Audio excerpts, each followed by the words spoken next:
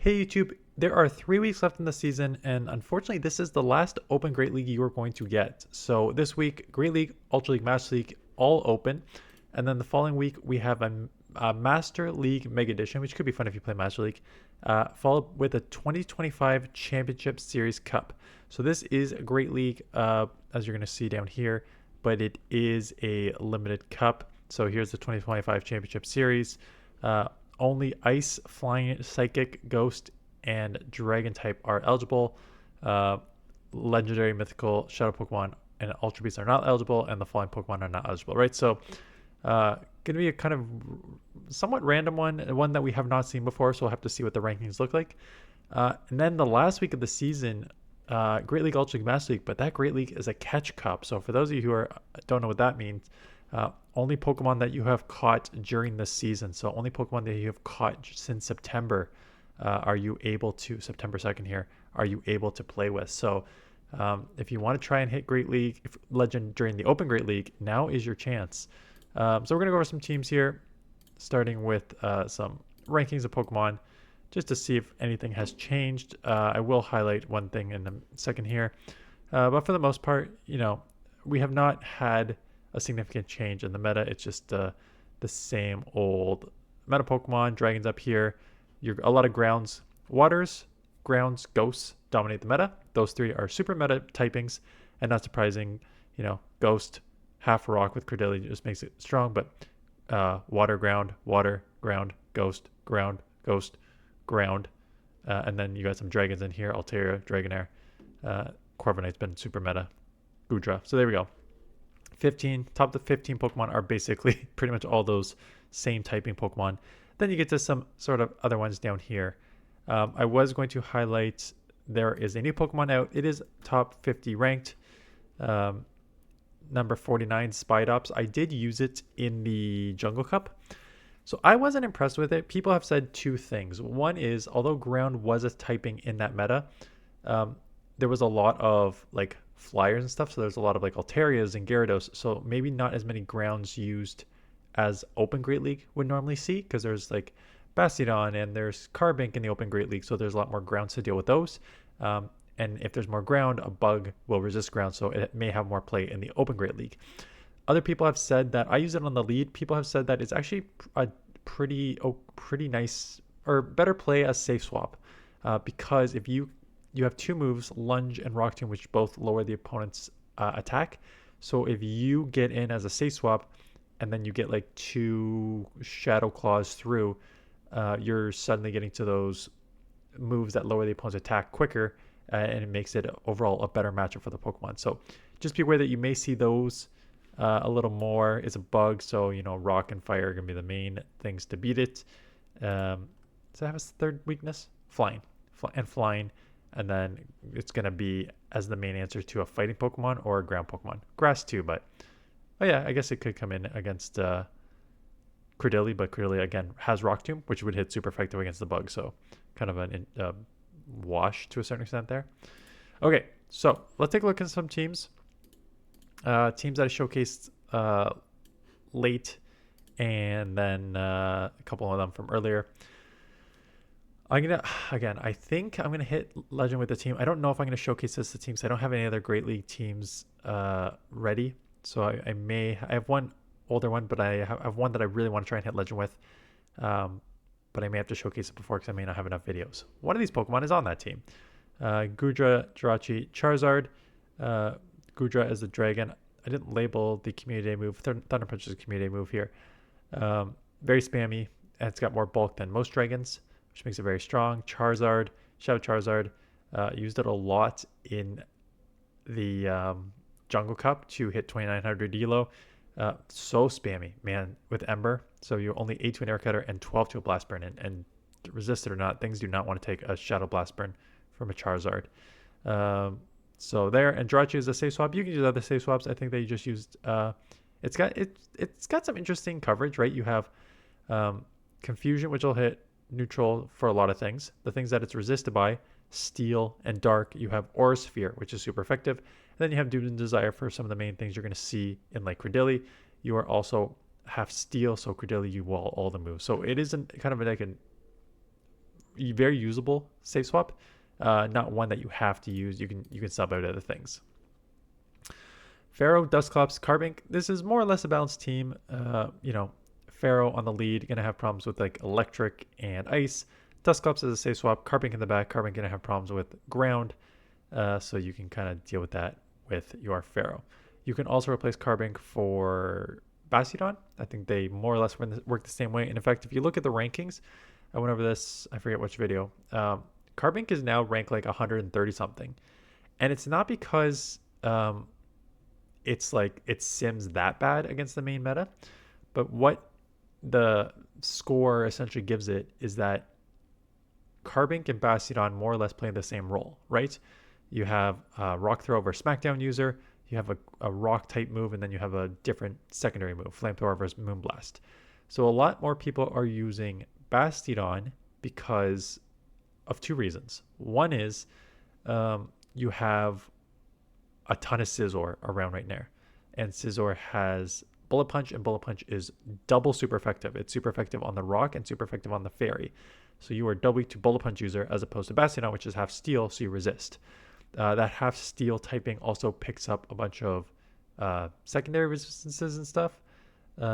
So I think it works pretty well as opposed to the fairy. That being said, Carbink is still a strong play, even though it's kind of lower ranked and not as used as much. Blastoise, Licky, Marowak. So more or less a balanced team. I've used Blastoise a million times this season. Blastoise should be like pretty strong. Just again, what I say the meta was Ghost, Ground, and Water. So you are one of the three typings. Not a lot of grass in the meta. Bulky enough that you can just kind of, and spammy enough with the Hydros, 12 and 9, so you can just kind of out Hydro a lot of things. And you got some bulk to deal with it. You do have Licky as a safe swap, and to cover that electric weakness in the back, you do have Marowak. You are double weak to grass on this team. Again, are we weird about grass in this meta? Not a ton. Even the main grass you are going to see is Credilli, which is half rock, which means the Mud Slaps are neutral, and the Bone Clubs are neutral, and the Hydro Cannon is neutral. And at the same time, if that Credilli is running Acid, your Marowak resists it because it's ground. So it's one of those things that you can run a team like this double weak to grass because you don't need to worry about certain Pokemon in the meta.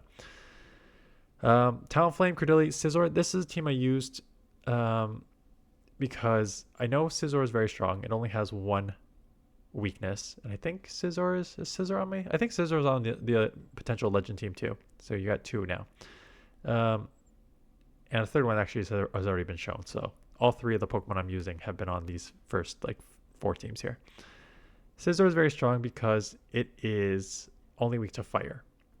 So if you can avoid seeing a fire, you're in a pretty good shape. Like water and steels give it a bit of problem because Bullet Punch is resisted. You do have Trailblaze for the water, and depends on what the steel is, you can just maybe Night Slash your way through. Talonflame on the lead.